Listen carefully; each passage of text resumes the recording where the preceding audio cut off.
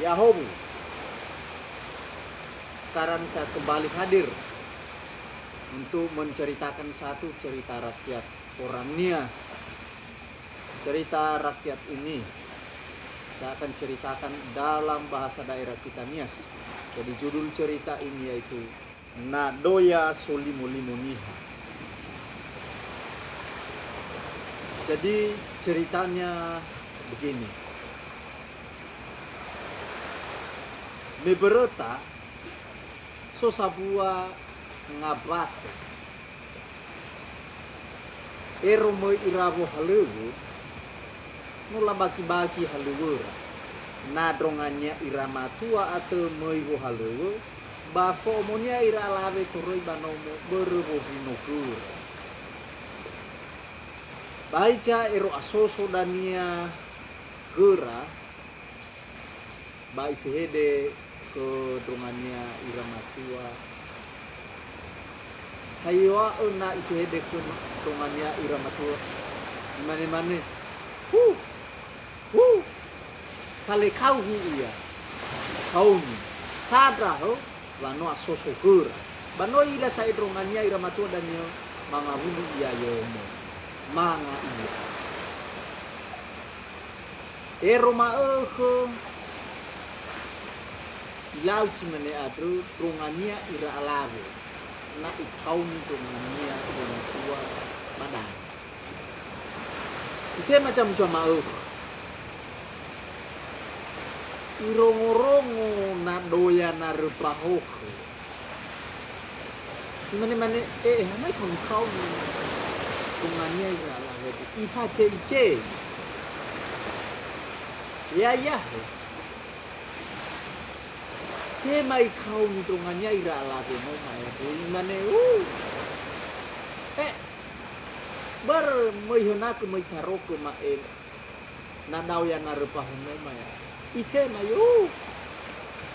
emanga ngabuli yo lau so kada na dau ya na mai bali yo iya ifa kulu sia bapoto ronga tra alave no mai ya ho tu hari kada na dau ya no mai mai yo mai ma asese ilawa kulakunya te sai kada na dau ya no mai erwa ini ite di tunanya ira law no mai ba adre cimoi chane mane mal lida lave no mai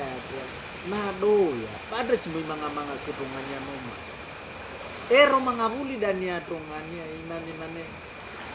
yo kesona le fede hede ka prof ka yo bener no manga tuh yo lo mai semangat manovu de drongannya no maira matua yohanha hatati me yo mo ketunga tua manovu do demi ifo aka drongannya ira lave no ma imane au khumi povoakan ba nano asoso ke da bakilalio ke fehede tra dania na tohare iya maka cimeyomo toro ekhnya povoan noma ete sau banat ngaya oto tapi tema dan banaya oto lewale ke povo sau ya wa ini he ko ma eni wa drongannya no mai dre ma to ira lai no mate ya ku asoso ko rai fede imane yo tema ma ekoda na doya na rupa no mai yo masuk ko yo la hato hari ya bapa patri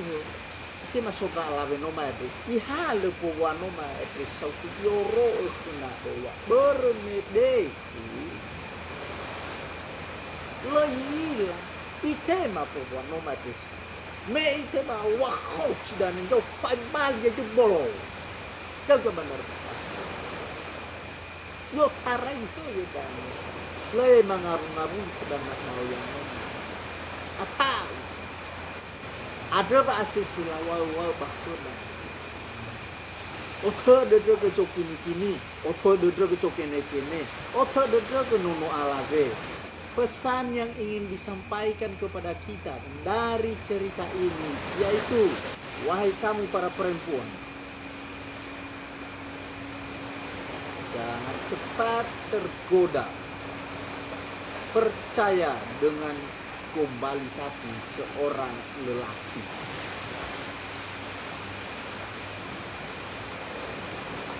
Nomor 2, kamu yang sudah berkeluarga, jangan pernah menduakan suami. Itulah pesan yang disampaikan dari cerita. Sekian dan terima kasih. Yahoo.